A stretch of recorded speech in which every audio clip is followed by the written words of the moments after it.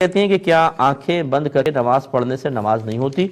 بالکل جس نے بھی کہا غلط کہا، بلکہ فقہا نے واضح طور پہ لکھا ہے کہ اصل مطلوب شرع نماز میں خشوع و خضوع ہے، یعنی آپ کی توجہ دنیا کی طرف نہ ہو، اللہ کی طرف ہو، آخرت کی طرف ہو اور نماز کی جانب ہو، یہ مطلوب شرع ہے۔ اب اگر آنکھ کھول کر یہ چیز حاصل ہو سکتی ہے تو آنکھ کھول کر نماز پڑھنا مستحب ہوگا، اور اگر آپ یہ سمجھتے ہیں آنکھ کھولنے سے وسوسے آتے ہیں، آنکھ بند کر کے خشوع و خضوع قائم ہوتا ہے تو آنکھ بند کر کے نماز پڑھنا مستحب ہوگا۔ اس پر کسی کا یہ فتویٰ جاری کرنا کہ آنکھیں بند کر کے نماز ہوتی نہیں، یہ بہت بڑا گناہ ہے۔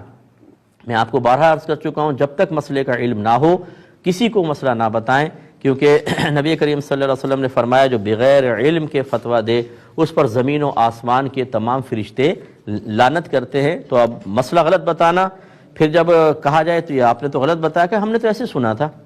تو بھئی ہر سنی سنائی چیز بیان کرنا یہ آپ کے لیے شرعاً جائز نہیں ہے جب تک کہ آپ اس کی تصدیق نہ کر دیں، یا کسی مستند عالم دین سے آپ نے بات سنی ہے تو پھر ٹھیک ہے آپ اس کو بیان کر سکتے ہیں، لیکن آپ کا یہ اعتراف غلطی کرنا، اعتراف شکست کرنا کہ جی میں نے تو سنا تھا بس کسی سے، یہی ثابت کرتا ہے کہ غیر مستند ذرائع سے آپ نے ایک بات سنی لیکن بڑے باوثوق طریقے سے اس کو کسی کے سامنے بیان کر کے ثابت کرنے کی کوشش کی کہ مجھے بڑا مسئلہ آتا ہے، حالانکہ وہ مسئلہ آپ نے غلط بتایا، اس میں کوئی رعایت نہیں ہے، بہت بڑا گناہ ہے۔